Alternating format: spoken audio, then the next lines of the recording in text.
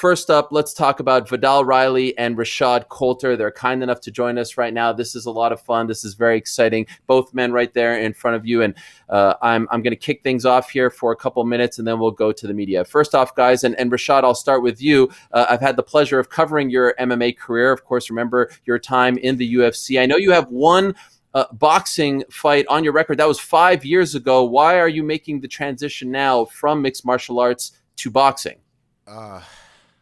I just want to say thank you, man. Thanks for having me on the show. It's always a pleasure talking to you, Ariel.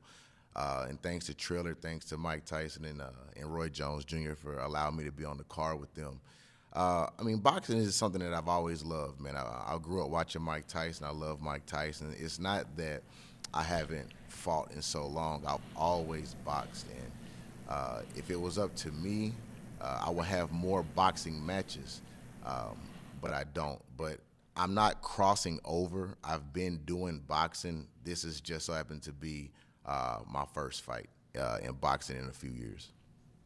Okay, and I'm looking forward to it. Now, Viddal, for you, some fans of yours and fans of the fight game will recognize you as the trainer for the very popular KSI. You've been by his side, but I feel like people are disrespecting your skills, my man. You have a very extensive boxing resume. So for those that may not know, or for those that just think that you're, the guy who trains KSI, let the people know where you've been in the boxing world. Well, thanks for having me, Ariel. Let me get into this. It's gonna take a little while, but no, I've been boxing since I was 2 years old. I won my first national title at 11 years old.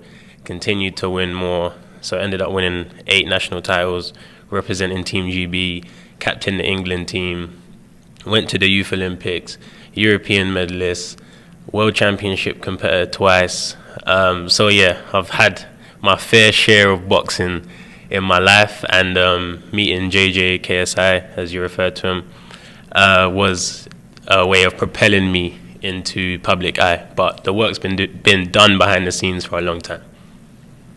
Okay, great stuff there, and I appreciate you letting us know. In the words of Roy Jones, you almost forgot. You actually have your own career. You're not just a trainer.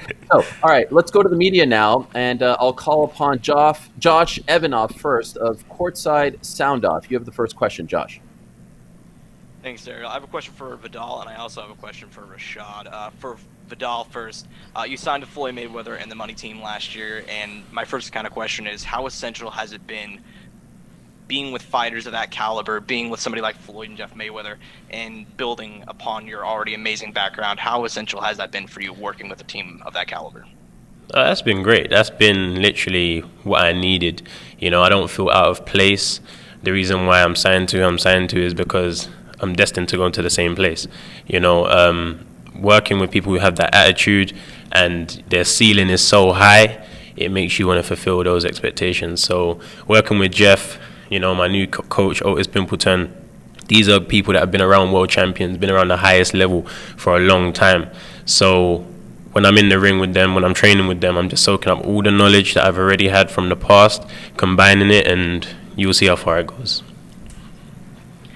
Okay, awesome. And then for Rashad, you brought up how boxing was kind of your thing and how you have a background in that. Now, you mentioned how you haven't fought for a couple of years. Was it a bit of a surprise to you to get that call to fight on the undercard of a Mike Tyson-Roy Jones fight against somebody of, high stature and high caliber like Viddal is? No, man, it wasn't a surprise to me. Man, I'm blessed and I'm highly favored, man. So it didn't surprise me that a door was open on a card of this magnitude. But man, listen, I hear that he's been around for a long time and he's, he knows boxing. He grew up boxing. I'm just grateful that they gave me the opportunity to even step in there on a card like this. And the truth of the matter is, the only reason why they're giving me the opportunity is because they think it's going to be an easy fight. But I'm okay with that. And like I said, I do appreciate Viddal. I appreciate Mike Tyson and Roy Jones for even giving me the opportunity to display my skills on such a high magnitude card. Josh, thank you very much for the questions. Before we get to our next question, I just have to ask you, Viddal, do you agree with what Rashad just said? Do you feel like this is an easy fight for you? No, I don't think any fight is easy. no, I don't think any fight is easy, but if they end up being easy, then that's just how it goes. You know, I prepare for a tough fight. I always prepare for the highest level of competition or position, but you know, that doesn't always happen. So I'm trying to repeat that process throughout my whole career, and I don't see why November 28th should be any different. Okay, again, as you just said, November 28th on pay-per-view, Tyson on Triller.com. Let's go to our next question. Let's go to my man, Michael Viddal of the Body Lock. Michael, you're next. Thank you. Question for Rashad. Rashad, obviously, many MMA fans will recognize you from your UFC career appearances on UFC 211, UFC 225. In what ways has preparing for this fight, a boxing match, been different for you? Who have you brought in as far as training partners, and how are you approaching returning to the boxing ring after a lengthy MMA career? As far as that goes, man, I don't really have to bring anybody in. People think that I haven't done boxing, but you got to understand, man, my very first sparring session ever in boxing was right in front of Derrick James and Errol Spence Jr.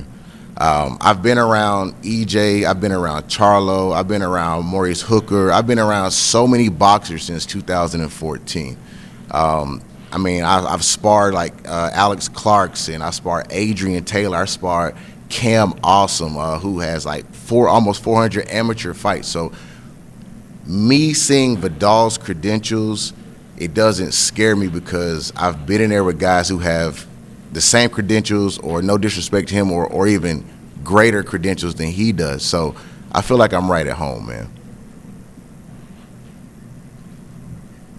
Thank you for the question, Michael. And Viddal, I want to ask you, have you ever seen Rashad striking? Have you seen his MMA fights? Have you seen his lone boxing fight? And if so, what do you make of it? I saw a clip of one of his MMA fights when I heard I was going to fight him. But when I fight my opponents, I actually don't watch them until the week of the fight. I focus on myself. That's what I do. That's what I've been doing, and it works for me. I only watch the week because I just want to get a little gist of what could happen, what they could do. But I go in there with a blank page. It's easier to draw on a paper with space. All right, I like that. Okay, let's go to our next question now. Let's go to my fellow Canadian, Cole Shelton of BJPenn.com. Cole, you're up. All right, thanks, Errol. Question for both these guys is Viddal, UFC coach KSI. You said you're stopped coaching. What's training camp like now that you aren't having to focus as coach? Because you were coaching a lot of those UK guys at KSI and it's on Gib. Now it's fully focused on your fighting career.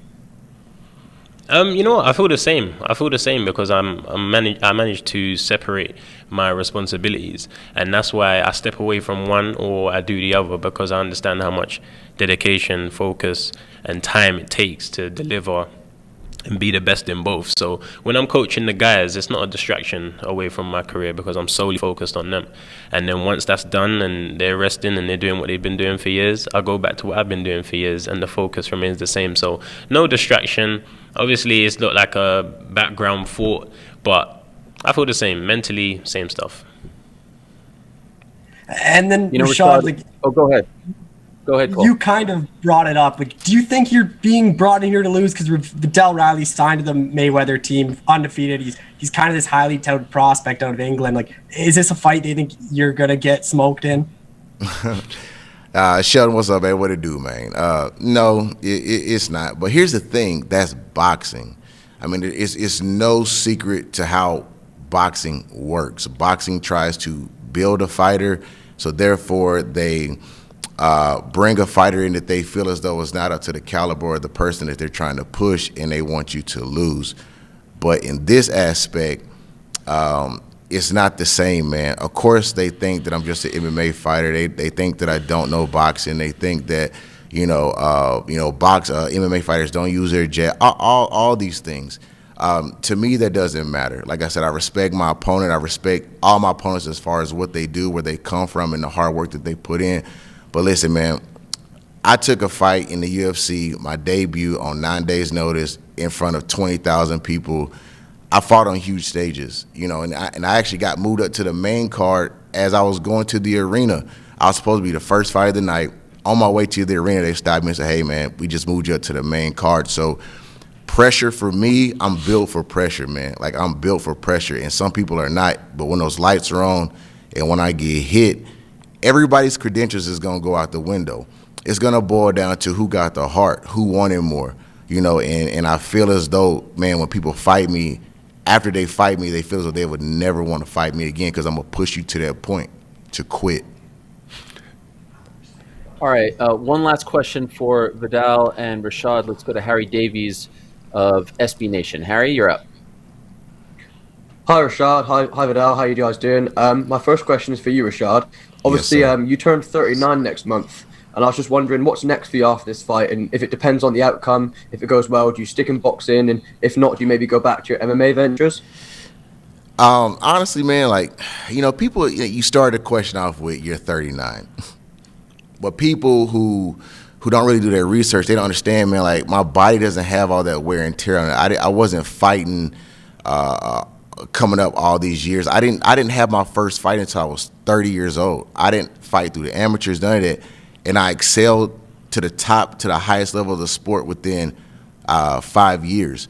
So 39 means nothing to me. I'm ready to fight. I'm ready to go. I'm going to put on a show. And what's next for me, would I like to stick to boxing? Of course, man. But like I said, the boxing game is so corrupt. It's not like when I beat Viddal that they're going to be, okay, we're going to push you. We're going to give you somebody that we can build you with. It doesn't work like that. They're going to try to put me in there with another top prospect that they think can beat me.